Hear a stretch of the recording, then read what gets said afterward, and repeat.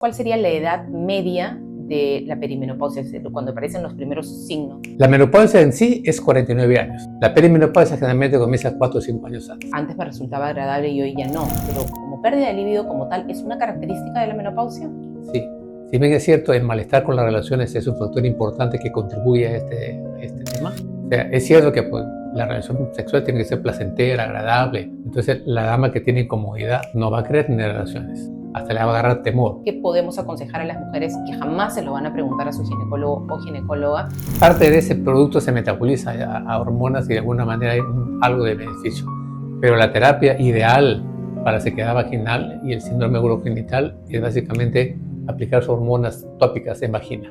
Porque el síndrome urogenital no solamente es malestar con las relaciones, hay más infecciones vaginales, hay cistitis, cuadros clínicos igualitos, idénticos a una infección que son básicamente por falta de hormonas. ¿Y existe alguna correlación entre la menopausia y el desarrollo de ciertas enfermedades como osteoporosis o problemas cardiovasculares? Así es, el estrógeno, que es la hormona femenina por excelencia, protege de algunas enfermedades. Y la osteoporosis es una de las primeras patologías que se instala.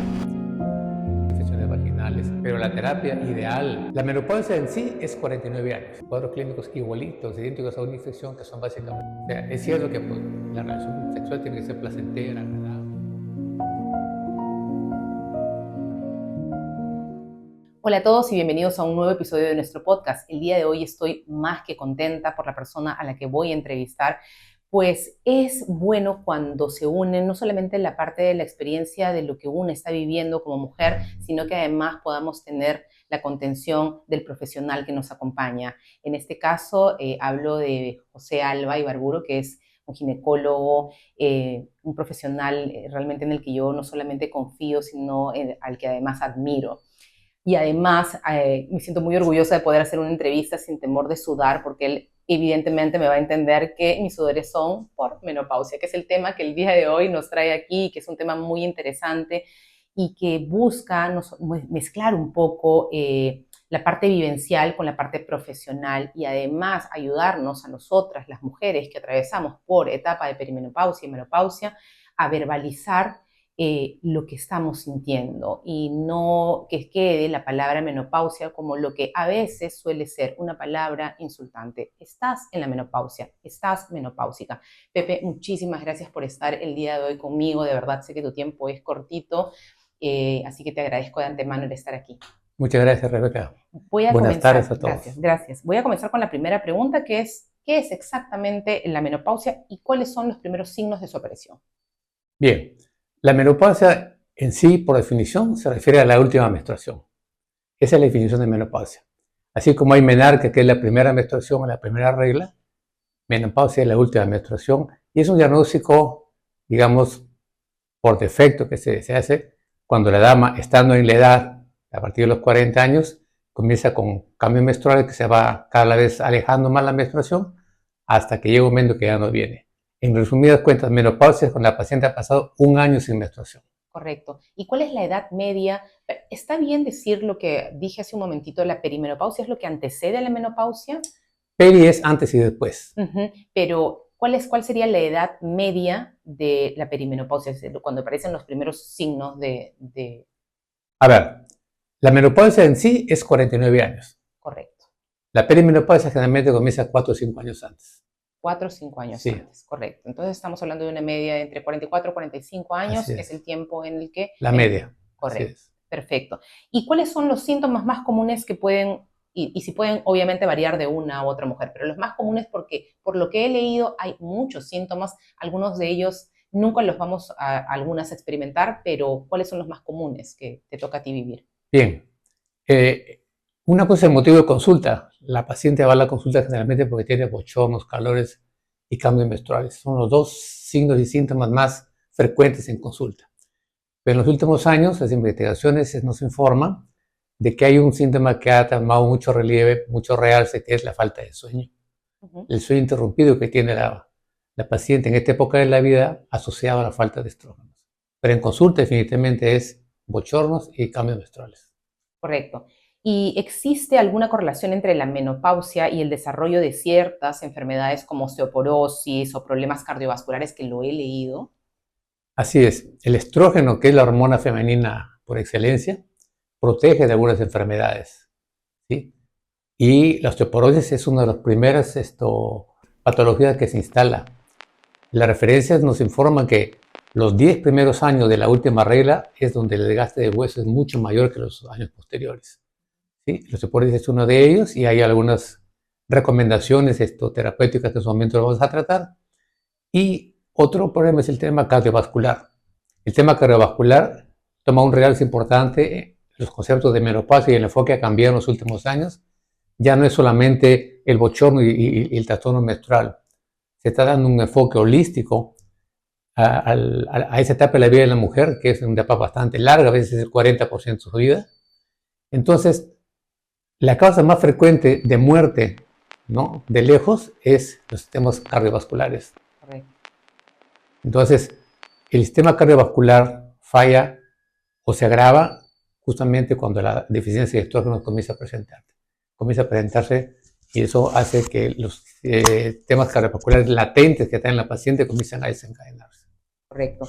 ¿Y qué opciones de tratamiento o apoyo existen para poder mitigar estos síntomas? De hecho, la pregunta es extensa porque va a depender, supongo, y evidentemente de cada síntoma. Así es. Y el apoyo es, pero digamos, vamos a hablar de lo que nos acontece como cosa primordial y por lo que más llegan, que es las sudoraciones, estos calores terribles, que no los podemos controlar a veces. Realmente los de la noche pasan, porque en la noche nadie te ve, pero a veces estás simplemente conversando con alguien y sientes que el calor te sube a la cara y es terrible. Estás en el trabajo, en una entrevista, conversando contigo y siento que quema. ¿Eso puede de alguna manera mitigarse, tener algún tipo de ayuda? Ver, partiendo de la premisa que todo el cuadro que se desencadena, el cuadro clínico, es por la falta de hormonas, de hecho que la piedra angular en el tratamiento de la pre- y posmenopausia es la terapia de reemplazo hormonal.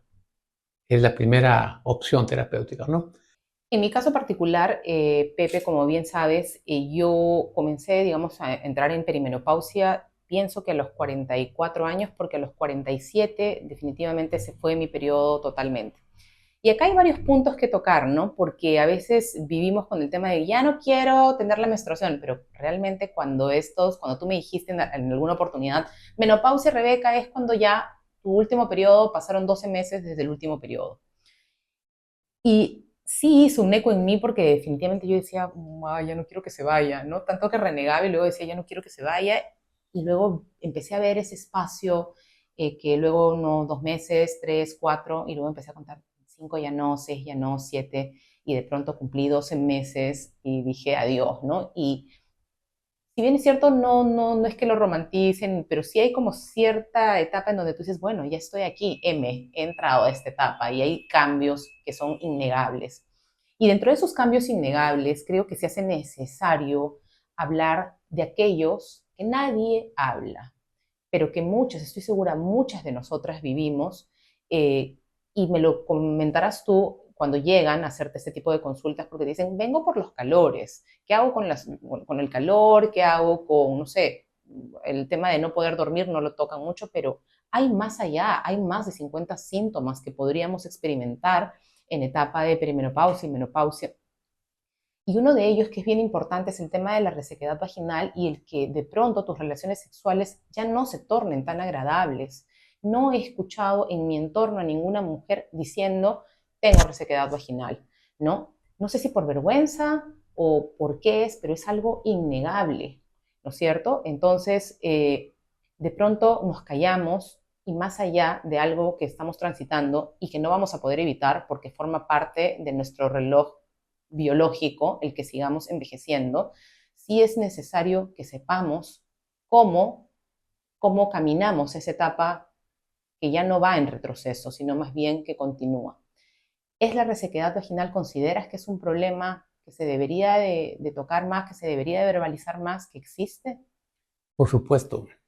Mientras que el bochorno es una molestia, por así decirlo, un cuadro clínico que demora algunos años y luego desaparece para siempre. El problema de la resequedad vaginal, que en medicina se llama el síndrome urogenital, es algo que, al contrario, con los años se va acentuando y empeorando. Es un tema que a veces la paciente ni ella misma lo menciona. La paciente va por bochornos y es el médico el que a veces tiene que preguntar, ¿y tiene esto? ¿Tiene este otro? Entonces tiene sequedad vaginal, tiene molestia con las relaciones y ahí recién la paciente comienza a soltar esa información. Porque incluso en la consulta algunas no lo mencionan. Ahora, no todas tienen el mismo cuadro, porque eso depende ya un poco de la cuestión genética, del estilo de vida. No todas tienen el mismo cuadro, pero definitivamente, conforme pasan los años, cuando pasa lo adolescente, el cuadro ya se hace mucho más incómodo, mucho más difícil de tolerar, digamos, por la paciente, ¿no? Habiendo opciones manejables, habiendo opciones asequibles, pero no siempre es un tema que la paciente lo menciona. Correcto. Y también he oído hablar acerca de pérdida de líbido. Y antes de que me contestes esto, en mi cabecita digo, claro, ¿cómo no va a haber pérdida de líbido si cuando tengo una relación sexual, pues me duele, ¿no es cierto? Automáticamente mi cerebro y mi físico no conectan, ¿no? Dolor versus pasión, por decirlo de alguna manera. Entonces, es lógico que haya pérdida de líbido si sé que voy a ir a algo que ya antes me resultaba agradable y hoy ya no. Pero como pérdida de líbido como tal, ¿es una característica de la menopausia? Sí, la pérdida de líbido es una característica de la menopausia. Si bien es cierto, el malestar con las relaciones es un factor importante que contribuye a este tema, pues la pérdida de líbido per se es otro tema que se agrega adicional. Ah, es adicional. Sí, sí. O sea, es cierto que pues, la relación sexual tiene que ser placentera, agradable. Entonces, la dama que tiene incomodidad no va a querer tener relaciones, no va a Exacto. querer tener y cada vez se van a ir distanciando más, hasta le va a agarrar temor. Pero sobre eso se agrega además una pérdida de libido que ocurre, es cierto. ¿Hay algún tipo de tratamiento, digamos, a ver, más allá de la pérdida de líbido y de la resequedad, podemos las mujeres hacer como un examen médico antes de que todo esto comience para, no sé, anteceder a aquello que nos puede pasar, empezar a consumir algo antes de y que nuestra etapa sea mejor o evitarla o no se debe evitar y tenemos que simplemente afrontar y tener algo que nos ayude en esta rutina? Por ejemplo, si perdimos el líbido o si tenemos resequedad vaginal o si la sudor, o sea, ¿hay algún examen, un test antes de empezar esta etapa? No. No, no hay un test. Ni siquiera un dosaje hormonal puede ayudar a definir, Ujú, ujú. ¿no? Se llama como hipofunción del líbido sexual. Eso está documentado en los libros de medicina. Entonces, lo que pasa es que hay una hormona. Nosotros nos centramos siempre en la mujer, en el estrógeno, el estrógeno, el estrógeno. Sí, Pero el estrógeno es un metabolito cuyo precursor, el producto previo, es la testosterona, es la hormona masculina. correcto. Entonces, la que tiene que ver con la libido no es el estrógeno, sino la hormona masculina, es la testosterona. Entonces, la pérdida de libido, esto ha buscado una solución por el momento en los llamados pellets o microchips que le están llamando popularmente, ¿no?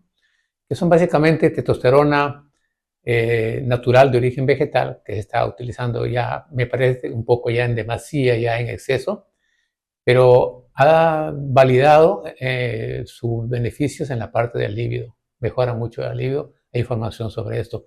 Pese a que son productos que no son aprobados por la FDA. La Interesante. FDA es un organismo americano que regula todo lo que, ¿no? Valida previos estudios y ciertos filtros, alimentos y medicamentos. No ha sido aprobado todavía, pero ya se está usando bastante a nivel mundial estos productos que, en especial en la libido, han demostrado un beneficio importante.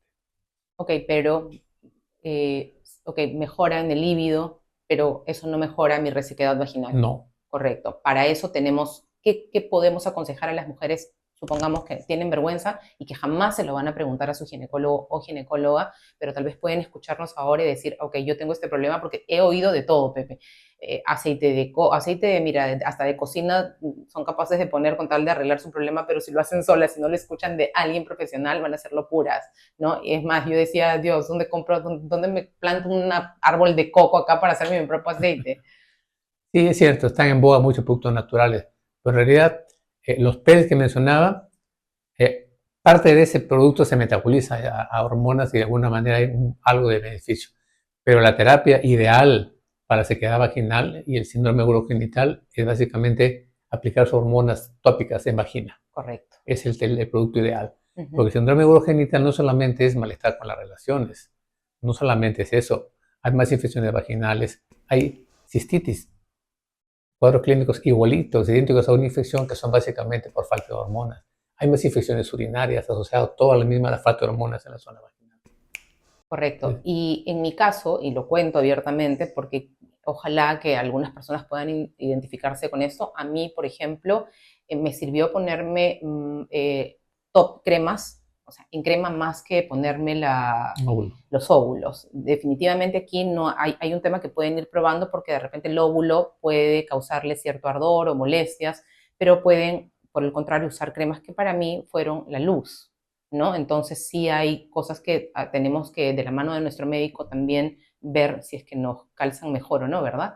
Claro, es que en medicina lo que es muy bueno para una paciente no es bueno para otra a veces, no el mismo producto. Entonces, ambos productos, tanto los óvulos como las cremas, tienen el mismo componente, pero el vehículo, cómo llega al tejido, es diferente. Entonces, hay damas que prefieren óvulos y otras que le va mejor, mucho mejor con la crema. Correcto. Pepe, si pudieras decir algo que es un mito totalmente creado con respecto a la menopausia, ¿cuál dirías? O sea, algo que no es cierto, esto no ocurre en menopausia y que la gente lo hable y lo dice como algo normal. ¿Se te ocurre algo? Bueno, pensar que es una etapa natural de la vida y que casi todas sus patologías tienen solución. No hay que dar por hecho que ya llegaba la menopausia, todo el mundo se le derrumba. No, hay que tener en cuenta que hay solución para la gran mayoría de problemas. Correcto. ¿Qué papel juegan la alimentación y el estilo de vida, digamos, la salud como tal, en una mujer durante esa época? Bien, el perfil epidemiológico ha cambiado en los últimos años. Me refiero a las damas en la etapa de la menopausia. Ahora tenemos damas que viven muchos más años, damas que pesan menos de modo general en promedio, damas que fuman menos, damas que hacen ejercicio, que están interesadas en comer sano. Entonces, es importante eso porque eso tiene mucho impacto en la parte del estado anímico, en la parte de la prevención y tratamiento de osteoporosis y en la parte cardiovascular.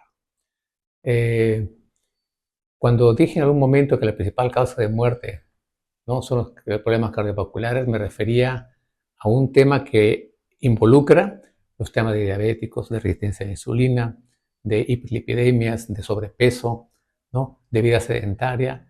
Todo eso, ese perfil está cambiando porque las damas de ahora tienen otro estilo de vida muy diferente a las damas de hace 20, 30 años. Es correcto. Entonces, eso hay que cultivarlo y eso debería ser prácticamente parte del pilar del estilo de vida de las damas.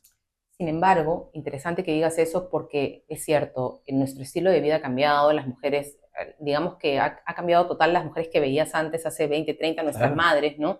Hacia ahora, mujeres que sí se cuidan más en el tema salud, en que quizá no fuman.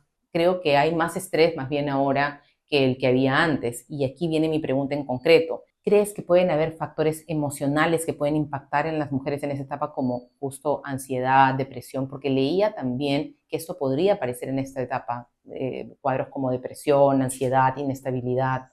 ¿Es posible? Es cierto, pero hay que asumir por defecto que el estrés es parte de la vida ahora. ¿No? Vivimos en una vida de la inmediatez, todo más rápido, todo más acelerado. Y eso tiene un impacto definitivamente. La falta de hormonas, esto afecta el estado de la salud de las personas en el sentido de la capacidad cognitiva, o sea, hay un velo ahí que comienza a volver a hacer las cosas, ¿no? Tiene que ver mucho con el sueño y con estados emocionales. Entonces, parte de la terapia que recomiendan en el manejo de este tipo de pacientes es hacer yoga, hacer meditación, ir a un psicólogo, no necesariamente un psiquiatra, sino a un psicólogo para terapias tipo conductuales, ¿no? Que ayudan mucho.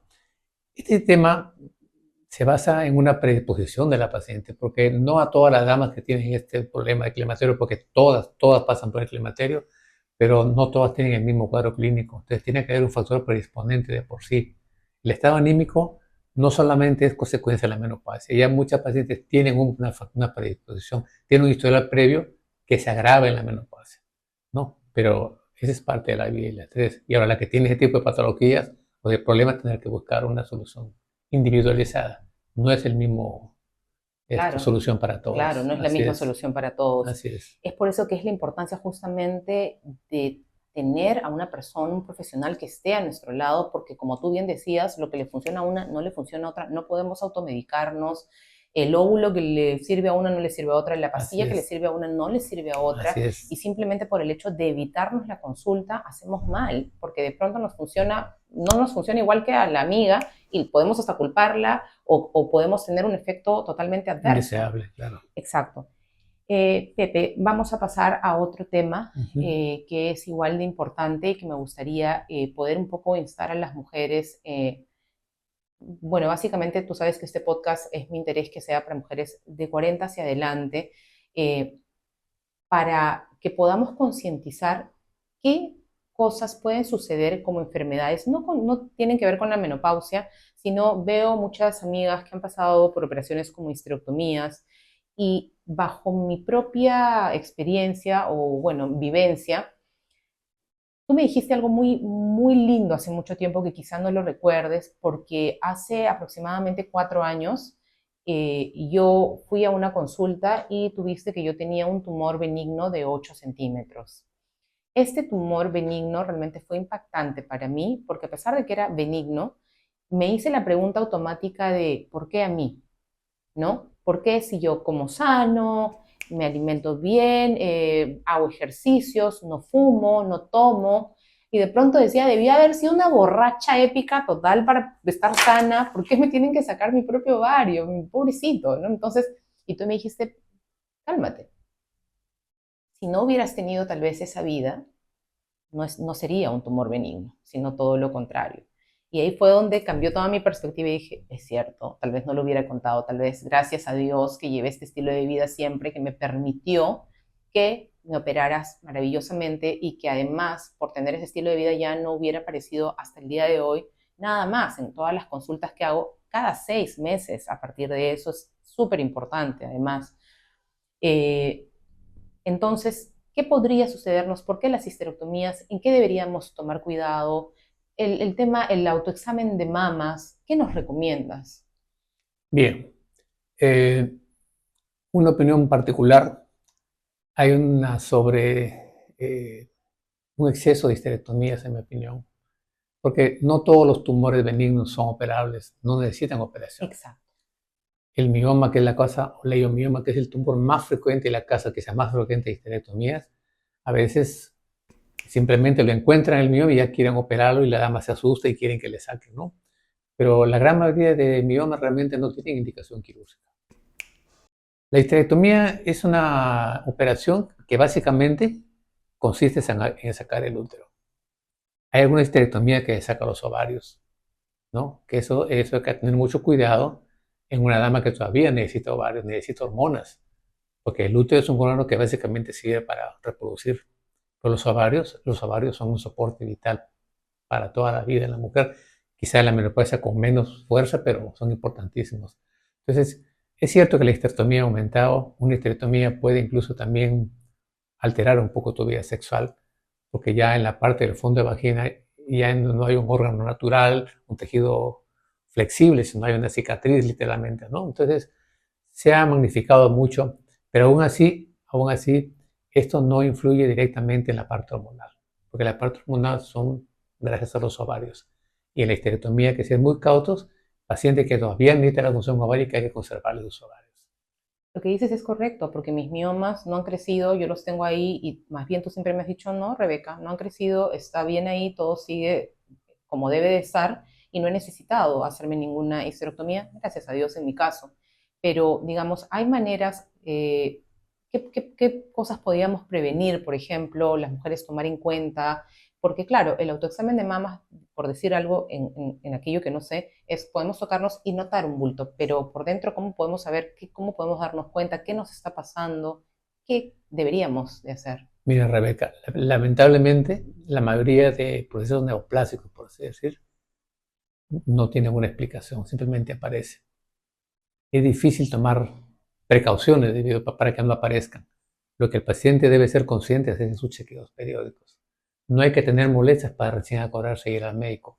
No hay que ver que la vecina o la amiga íntima le tuvo un cáncer, algo para recién asustarse y ir a hacerse un chequeo. La paciente debe ir de manera regular todos los años a su chequeo. El chequeo debe ser su examen de cuello uterino para descartar cáncer de cuello uterino, un examen de útero y ovarios, porque también hay neoplasia de endometrio y ovarios, y un examen de mamas, clínico y de laboratorio, de imagen. Correcto. Todos los años debe hacerse eso. Sí, es correcto lo que dices. No hay forma de que nosotros podamos decir, bueno, tengo un bulto en X lugar y puedo como ya tomar conciencia. Eso es algo que puede aparecer y nosotros no nos vamos a dar cuenta. Así es. Y lamentablemente lo que dices es totalmente cierto. Yo empecé a hacer mis chequeos por miedo, porque yo, o sea, iba como que una vez cada 2 años a verte, pero fue a raíz de que una amiga fallece, en donde yo dije, no hay forma, tengo que ir. Y no, y además que el cuerpo empezó a hablarme, porque yo ya no podía comer porque todo me causaba náuseas, porque evidentemente el tamañito de mi tumor ya era grande, entonces estaba fastidiándome. Mm. Entonces yo esperé. En mi caso no fue algo perjudicial, ¿no? Vivo mi vida tranquilamente, pero realmente a partir de allí aprendí que es totalmente imprescindible visitar a tu médico. Yo en mi caso, por supuesto, lo hago cada 6 meses porque lo prefiero y me siento muy cómoda así, pero sí se hace necesario el que realmente visitemos, sin que no esperemos. Lo que has dicho es la realidad. Lo que has dicho es lo que yo hacía, era esperar y esperé a que alguien a mi costado falleciera lamentablemente, ¿no? Para yo tomar conciencia de que tenía que hacerme chequeos periódicos. Entonces, esa parte sí es importante, Pepe, te agradezco porque realmente muchas mujeres aún todavía no somos conscientes de chequearnos y esto nos ayuda mucho. ¿Algo más que quisieras decirle como adicional a algunas mujeres con respecto a ese tema? Simplemente que tengan la suficiente confianza con su médico para expresar lo que realmente sienten, ¿no? Porque hay solución para la gran mayoría de trastornos asociados al climaterio, porque no solamente es osteoporosis, no solamente es cardiovascular, está la parte cognitiva, la parte sexual, ¿no? Hay muchos procesos, la mayoría pueden tratar de solucionarse, ¿no? De buena manera. Yo creo que no hay que tener temor e ir a los médicos de confianza que tienen para expresar su molestia y busquen la mejor solución. Pepe, y esta parte ya te la quiero consultar a nivel personal, ¿no? Claro, como médico, por supuesto, pero también como un hombre que entiende y que vive, ¿no? La experiencia también. ¿Qué papel fundamental juegan los hombres, nuestras parejas, eh, acompañando, viviendo con una mujer que atraviesa por la etapa de menopausia? ¿Qué quiero decir con esto? Si desde ya las mujeres nos callamos con nuestros médicos, podemos también callarnos por vergüenza y no decirles a la pareja que estamos viviendo ciertos cambios y no los exteriorizamos. Ustedes no son adivinos y simplemente reciben la parte negativa, de repente el cambio de humor, el fastidio, y ustedes, muchos de ustedes no están enterados de qué nos pasa. Eso nos lleva a que también nos podamos victimizar. Oh, estamos pasando por la menopausia. Pero ellos juegan un papel fundamental y no siempre es que nos tienen que entender a nosotras, sino creo que el papel de una pareja es justamente el poder hablarnos, el poder contarnos. Como te decía en algún momento, no tener el título de pareja, sino para qué nos sirve ser pareja, cómo nos ayudamos en este proceso que muchas veces puede tornarse para algunos difícil. ¿Qué puedes recomendarnos con respecto a ese tema? Bueno, si me olvido por un momento de soy médico, yo podría decir que la gran mayoría de hombres no tenemos mucha información sobre este tema. No tenemos información, lo escuchamos por acá, lo escuchamos por allá, pero no lo digerimos, no lo asimilamos, no nos informamos por último, ¿no? Entonces, en el caso de la pareja tiene que ser un tema de ida y de vuelta, información de ida, información de venida, porque la dama puede dar por hecho que quiere que le entiendan Totalmente. y el varón te dice, pero yo no entiendo qué pasa. Entonces, a veces puede haber situaciones muy tirantes de una relación que en un momento ha ido bien y luego se comienzan a distanciar por cuestiones que deberían ser más fluidas, más conversadas de uno y otro. Yo creo que la dama tendría que decirle al varón lo que tiene, lo que siente. Y el varón, cuando hay una buena relación y un trato adecuado entre parejas, debería entenderlo. Y a ver, hay tanta información que uno no tiene que ir al médico a preguntar. O sea, No, yo como varón, mi esposa me dice, tengo esto. Me siento y me informo qué es lo que tienen, en qué puedo ayudarle, cómo puedo yo también mejorar la relación, ¿no? A la consulta van a veces, bueno, por así decir, personas que dicen, doctor, yo tengo relaciones con mi esposo solamente porque él quiere, porque yo no quiero luego por cumplir, para que no se vaya a molestar, para que esté contento y todo. Entonces, eso ya, digamos, deteriora una relación, una autoestima de la persona. Pienso que tiene que ser un tema de ida y de vuelta, conversar. El diálogo es importante. Totalmente, el diálogo es importante porque además, como también conversábamos en algún momento, puede prestarse a malas interpretaciones. Digamos, si yo como esposa no tengo ganas, bueno, ella, el ejemplo cede, ¿no? Pero cede sin ganas, no hay gracia ahí ya Claro, eso deteriora una relación. así es. Pero supongamos que no quiero ceder porque estoy totalmente asustada porque tengo dolor. Y le digo a mi esposo un no simplemente porque no quiero, me duele la cabeza, no tengo ganas, cualquier razón, menos tengo resequedad vaginal. El esposo lo toma como, ¿por qué ella no quiere? ¿Me entiendes? O sea, ¿por qué ella no le gusta? ¿Hay algún problema? Puede haber cualquier otra Así cosa que es, el cerebro es muy rápido, así pensamos es. y nos Es hacemos mil cierto. historias. Más allá de la parte clínica, que ya sería un problema para algunas de nosotros, se va a presentar un problema como pareja, porque en la medida que no pongamos, como tú dices, las ganas de querer indagar acerca de qué pasa, y nosotras por nuestro lado, por favor, tampoco victimizarnos con me ocurre todo a mí. O sea, la menopausia es una transición y eso es lo que quiero que lo reafirmes para que las mujeres lo entiendan. Es una transición natural de nuestra vida. No somos víctimas de nada. Nuestro cuerpo está transitando por una etapa totalmente normal. Algunas lo sentiremos más, otras menos. Sin embargo, no hay que victimizarse, sino más bien hablar, ¿no es cierto? Hablar porque es como todo, o sea, no somos bebitos que no sabemos verbalizar. Si queremos que nos entiendan, ¿qué cosa se hace? Hablar, ¿no es cierto? Y de esa manera podemos llegar a una mejor resolución como pareja. ¿Es la menopausia una etapa normal de nuestra vida? Es una etapa natural. Totalmente. Todas las mujeres llegan ahí, sí o sí, todas van a llegar ahí. Unas con más molestias, otras con menos molestias, unas que requieren terapia de inmediato, otras que lo toleran mejor. Sí, es una etapa natural de la vida. A los hombres también nos llega la andropausia en su momento, que es un tema aparte, pero la menopausia es una cosa natural. Ahora, aprovecho este espacio ahorita para decir, en mi experiencia, el 90% de damas que van por un tema de menopausia van solas, no van con su pareja. Es importante que o la dama le diga que la acompañe, ¿no? O el varón diga, ¿sabes qué? Te acompaño. Porque es importante que la información la reciban ambos. La Totalmente. mayoría, en mi experiencia, 90% por lo menos van solas. Entonces la información queda ahí, nomás no llega al esposo.